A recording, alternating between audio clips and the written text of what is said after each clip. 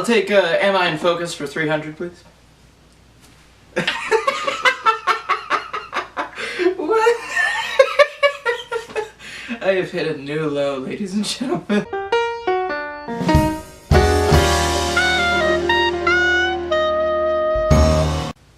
Hey family. It's been a while. It has been a while since I have come here to tell you guys a story, and I've missed you guys. I'm excited for today's story.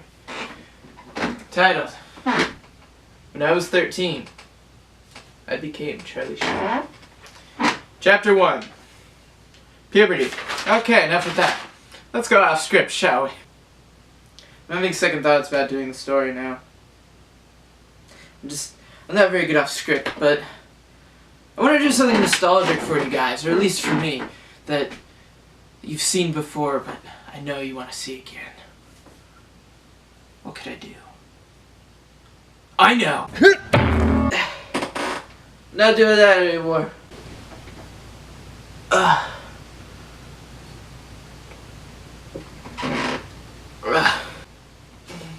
guess I could do what I originally said and tell you guys a story. After all, my word is my bond. And my bond is James.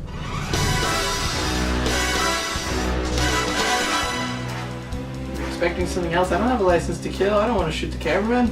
I don't even have a cameraman. I can't afford that crap. So, our story begins in 8th grade, which is important to the story! Not really, I kind of just wanted to yell. Sorry. Remember, 8th grade.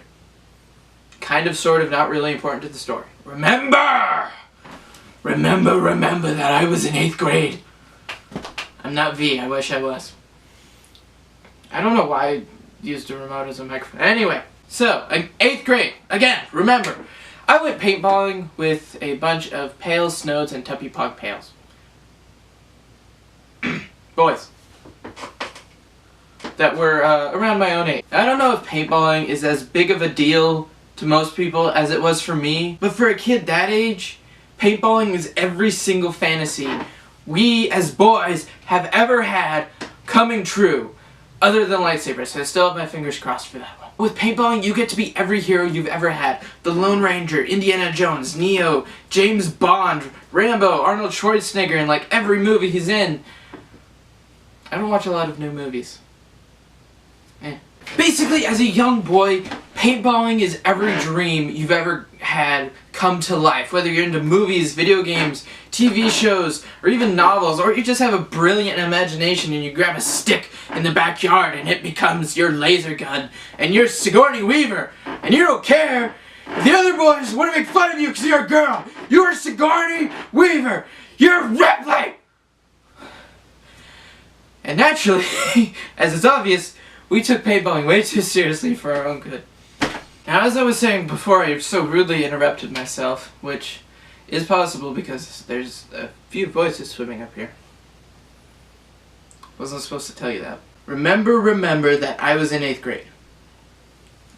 Because, as I said, I went with a large group of boys similar to me in age. But there was a problem. See, when we decided to make teams, we realized there were only 21 of us, an odd number. So, what was our brilliant solution for this? Naturally, we decided to split up the teams by age, and not just make it where it was just one side got one other person, because that would be close to being fair. Now, we decided to do it where it was 7th graders versus 8th graders. We decided to do it where it was 7th graders versus 8th graders. Doesn't sound so bad, does it? The only problem with that was there were only 3 8th graders and 18 7th graders! You know, you'd never think a group of 7th graders would scare you. Except when you're in 8th grade and there's 18 of them against you and 2 friends. Then they become a little scary. For those of you who have not studied war, the event, not the band. To put it in technical terms, we are going to die! I actually like the Temple of Doom, which is exactly what I said to my 2 soon-to-be-dead teammates. who we will call Bob and Larry for the sake of the story. Anyways, the battlefield was essentially a giant area of woods with a field next to it. So take Mirkwood, put the fields of Palermo right next to it, triple that, and you've got about half the size of our arena of the gods. That may have been a wee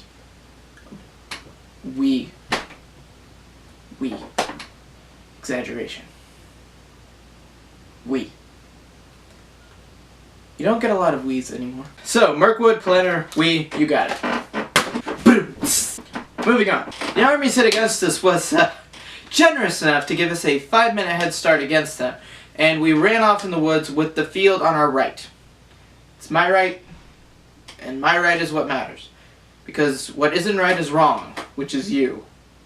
So, I didn't mean that. Don't click out of the video, I love you. So we take off, and we're just running and running as fast as we can, because we want to get as far away from these guys as possible, just because, you know, we want to escape the pain that will soon befall us. When Bob decides to be a white girl in a horror movie and trip on nothing. Unfortunately for Bob, he tripped into something that I still pray to this day was mud. It didn't look like mud. Or smell like it. So, being the Navy SEAL I was, I decided to give us cover. Even though it was still 4 minutes before the other team would even start coming after us. Again, I took things a little too seriously. Larry decides to try and help Bob out of the giant pile from Jurassic Park while I'm watching the leaves and twigs to make sure they don't do anything. Unfortunately for Larry, Bob wasn't the lightest of debutante pails, and Larry soon succumbed to the power of the great toe of gravity that is Isaac Newton. And I didn't help them because I was busy watching our backs to make sure we didn't get attacked by mouths or beetles or anything. Needless to say, Bob and Larry were not amused. However, they soon realized that they were Arnold Schwarzenegger from the end of Predator. As in, if they laid back down in the poop, or the mud, we're just gonna call it pud. If they laid back down in the pud, they would be invisible except for the windows to the soles of their shoes. They were wearing Nikes, so it was pretty easy to see them, which those were surprisingly clean. I don't know how they did that. Since we had wasted precious time, we decided to run up a nearby hill to safer ground and hid behind some stones that were nearby. Sadly, they weren't rolling, but they were admittedly safer because of that. And of course, I was very careful to stay upwind of Bob and Larry because the pud was... whew. Before long, the children of the corn gave out a cry and began what we could only assume was to charge in the woods after us. And immediately after the cry went out, silence. I found out later the cry actually happened because there's a certain kid named Billy who really had to go to the bathroom, and he was neither shy nor patient about it. And the other players were voicing their concerns about the situation. The silence that occurred afterwards was when they actually started to come through the woods after us, and they, like us, took it way too seriously because they were using hand signals, which was stupid because we could see all of them. They were all wearing white shirts. That's weird. Why were they all white? Seriously, why were they white? Maybe it was before Labor Day, I don't know. What was also stupid about this situation is that they could see me. See, because I was taking this so seriously, I was wearing actual camouflage. Sounds great, right? How could they possibly see me? 2 issues. It was in the middle of winter, so unless I looked like a dead tree or was covered in poop, camouflage would not help me. 2, the camo was military style. Again, not for dead woods. And the uniform, it also happened to be bright green, like lightsaber green. Luke Skywalker's lightsaber. If you thought it was Darth Vader's, you should get your eyes checked. You might be red-green colorblind. Moving on! I looked like one of the Lollipop Guild. I was screwed! Naturally, I did the only thing a 13-year-old boy could do when he is in the real-life ending to Halo Reach. I look out upon our doom, and I say to my fellow men. Boys, I'm not gonna lie to you. This isn't really a beret. It's an Irish tweed I'm wearing sideways. I'm also gonna say that this doesn't look good. And by this, I mean us, because you guys are covered in poop and stand out like a real-life Donald Duck. I mean seriously, an angry sailor who yells at 2 chipmunks with no pants on. You tend to notice that kind of thing. There's only two options here, boys. Surrender, which would be like surrendering to the children from Lord of the Flies. If you haven't read that, that's pretty bad. Or you boys can take off running, and I'll hold them off. Try and escape to that field over there. On our right, not the audience's. Maybe one day you'll meet a girl, have some beautiful vegetable babies together. If you do, bring them to this spot, and tell them I died a hero's death. So you could live. So they could live. Even though you guys might be sterile, I don't know. I mean, statistically, you should both have kids. I'm not implying anything. At that point, I kind of started to ramble. I watched way too many war movies. Anyways, I look back to my comrades to tell them to fly when I say that they're already halfway to the field. I'm okay.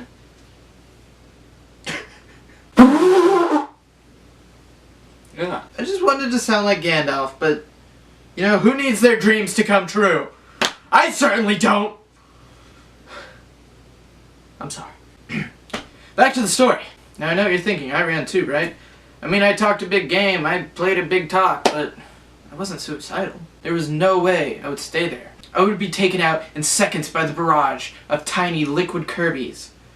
So my only real option was to flee, right? Ah, my dear deluded viewer, I had a secret weapon. Except it wasn't a secret weapon per se. It's more like I was Mr. Roboto. My uniform that looked so ridiculous had a secret enchantment. Yes, just like Morrowind, where everything that's ugly is the best in the game. I was immune to paintballs. They would never burst upon me while I wore such a hideous garb. I was invincible! So I rise to my feet behind the stones that are still sadly not rolling, and they're already picking shots at me. I take 2 shots from the left, right in my rib cage, and the pain was, well, painful because if the balls don't pop, it hurts like 10 times as worse as a guy pops his head out on the left, right from behind a bush, and I immediately fire back at him. I get him 3 times, my blue paint exploding all across his face, ending his fun. Then more balls whiz past me and splatter the trees behind as 3 more munchkins charge at me, and I just mow them down with one hand, just like Commando, and I run forward to get to cover. So I hunker down, and I realize I'm on a pickle. There was seriously a pickle on the ground. I don't know why I remember that dill being there, but I do. Actually, it may have been bread and butter. I don't want to discriminate. But as I'm crouched there in the prone position, it goes completely silent, except for the babbling of the brook that ran in front of me. Also, I can't see anything because hiding behind a small hill covered in bushes, so I'm at the mercy of the fates. I hope they don't cut the random yellow hair. I don't want to be in sticks. It's gross and green, and you look like a zombie, and that scene freaked me out when I was a kid. And I hear a noise directly in front of me. I start to creep forward, ever so slightly. Actually, I just kind of crawled up on all fours, but that's beside the point. I poke my head up over the incline, and there, not 5 feet in front of me, hanging from a tree, is Billy, the boy with no shame. Though now he had reason to be ashamed because not only was he looking in the wrong direction, but his father must have been a plumber because there was a full moon peeking over that green nylon horizon. I am not proud of what I did next, but my aim was true. And another crater appeared on the moon that night. There was a sound like a cow getting circumcised by a goat, and Billy fell into the brook. Pink splattered all over his face. Because when I mimicked Neil Armstrong by making my mark, Billy was actually trying to see if the barrel of his gun was jammed by looking down it. I think Billy joined the military a couple years after that. Ugh. So I had just single-handedly taken out 1/3 the entire enemy team. I was feeling pretty good about myself, and I decided to do a little dance.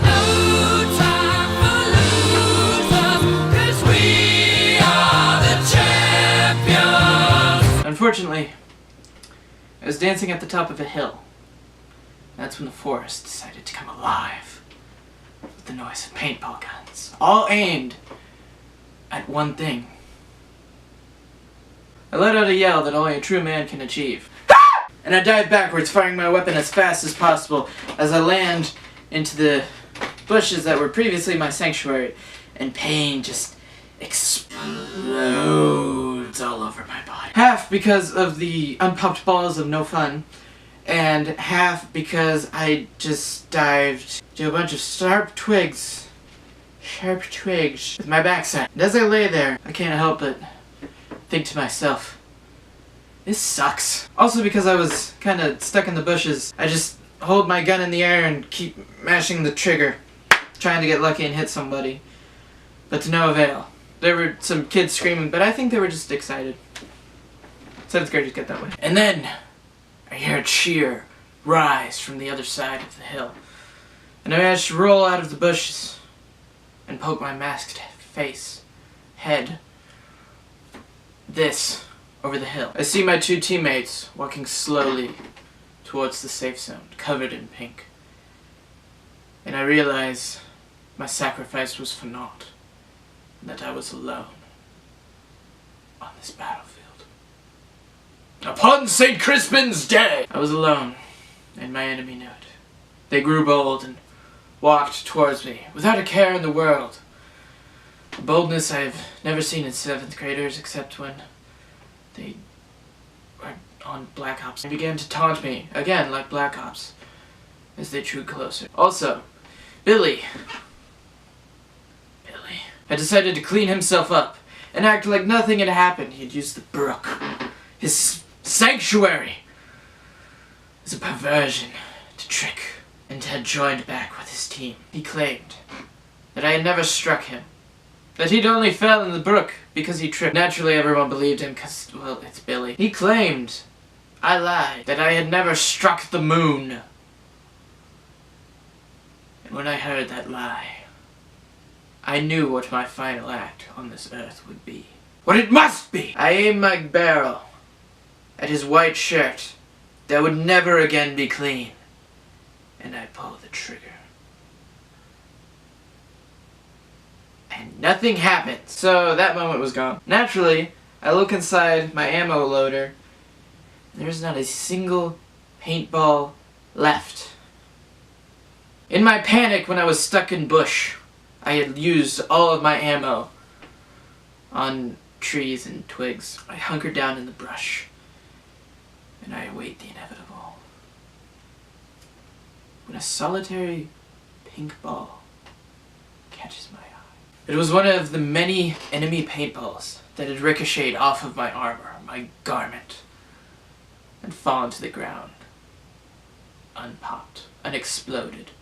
I don't know which sounds better, you decide. In the comments, unpopped or unexploded, let me know. I immediately take hold of it and place it into the chamber of my weapon, and now I knew I would have satisfaction. I rise to my feet, which I won't do because then I would be off camera, and the enemy immediately opens fire. I don't care. The pain is nothing more than a tickle. I point my barrel directly on Judas Billy's heart, and I discharge my final shot. As those of you who have played paintball know, paintball guns, especially rentals, are not the most reliable of weapons, or the most accurate. The weapon I was using, it had a tendency to make my paintballs dip drastically mid-shot. And dip this one right into his clan's gems. I hit him in a place no man should ever hit another man. His face was a mixture of shock and I believe to be constipation, or at least that's the closest comparison I can think of. Yeah, me and Billy, we don't speak anymore. I hate to admit it, but a smile did appear on my face, and I knew my time on this planet had come to a glorious close. Glorious! I let my gun fall to the earth and raised my arms so that I might praise the sun. I turned my back toward the evil that plagued this earth. I raised my lid eyes, and I saw the field in front of me. And I began to run, just like chariots of fire. Then, if you have seen Platoon, you know what happens next. I ran for freedom's sake, as the enemy was in hot pursuit. As I ran, first one, then two, then dozens of paintballs strike me in the back with so much force that I fall to my knees. I try to rise again, but just wave after wave kept striking me down. With my last breath, I raised my arms to the heaven and tried to glimpse the beautiful sky just once more. I couldn't, though, because it was overcast, but clouds were pretty. But alas, my mask is struck, and paint obscures my final glimpse of God's green earth. Even though I guess technically it wouldn't be the earth because I was looking at the sky. It'd be the atmosphere was my last glimpse. I'm thinking too deeply into this. Finally, I fall to the dirt. Defeated. But complete. I told you I took paintballing way too seriously. So yes, I told a wee lie with the title. I actually became Willem Dafoe, but Charlie Sheen rhymed, and they're both in the same movie. This is my video! We'll call it an artistic liberty. Or a lie. I'm sorry.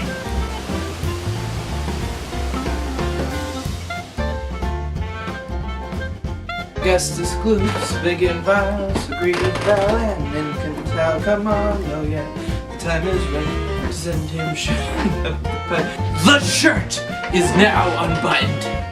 Everything has changed. I'll take nobody cares for 900, please. What is with Jeopardy? I haven't watched Jeopardy in years. So, I went paintballing, which is exactly what I told my two soon-to-be... Which is exactly what I told my two... Why is this so difficult to say? I guess my foot is the... Whatever those drums are called. Well, painful because if the paintballs don't burst... Alright, ladies and gentlemen, we are beginning the filming in earnest, so please... silence all cell phones, please, no flash photography, and please, for the love of God, shut off all pagers and go buy a cell phone! Can I get an amen? Can I get an amen? What is wrong with me?